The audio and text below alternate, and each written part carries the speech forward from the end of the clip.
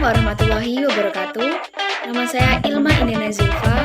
Saya dari Prodi Agribisnis, Fakultas Pertanian, Universitas Muhammadiyah Jember. Di sini saya akan menjelaskan mengenai ketahanan pangan pada masa pandemi COVID-19. Mata kuliah yang diampu oleh Ibu Fevi Nurdiana, SPMP. Nah, sebelumnya, apa sih itu ketahanan pangan? Nah, di sini saya akan menjelaskan ketahanan pangan menurut Undang-Undang Nomor 18 Tahun 2012. Ketahanan pangan adalah kondisi terpenuhinya pangan bagi negara sampai dengan perseorangan yang tercermin dari tersedianya pangan yang cukup, baik jumlah maupun mutunya, aman, beragam, bergizi, merata dan terjangkau serta tidak bertentangan dengan agama, keyakinan, dan budaya masyarakat untuk dapat hidup sehat, aktif, dan produktif secara berkelanjutan. Akibat yang ditimbulkan dari pandemi COVID-19 ini yaitu menyebabkan gangguan sistem logistik global yang berdampak pada persoalan akses pangan di Indonesia sendiri dan juga negara lain yang memiliki tingkat ekonomi serupa atau di bawah Indonesia. Masalah akses pangan yang timbul umumnya dipengaruhi oleh penghasilan masyarakat yang tidak memadai, bahkan sekedar untuk membeli pangan pokok.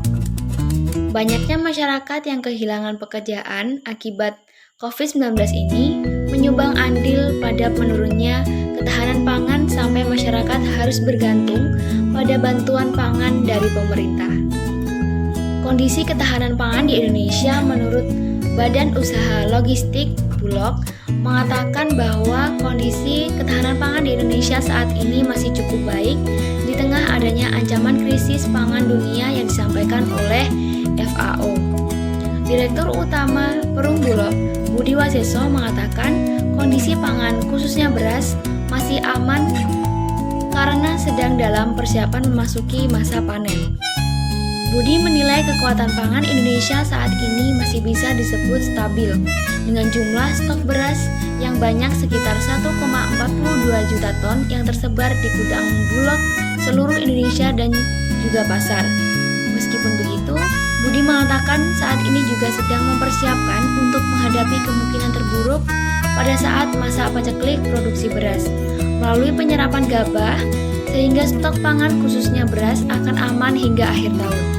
Selain itu, Budi mengatakan pemerintah melalui Kementerian Pertanian juga sedang mendorong ketahanan pangan di berbagai wilayah seperti Kalimantan dan Papua. Perlu dilakukan pemerintah untuk mengantisipasi hal tersebut. Yang pertama, memberikan intensif bagi petani untuk meningkatkan produksi pangan serta memanfaatkan dana desa melalui padat karya.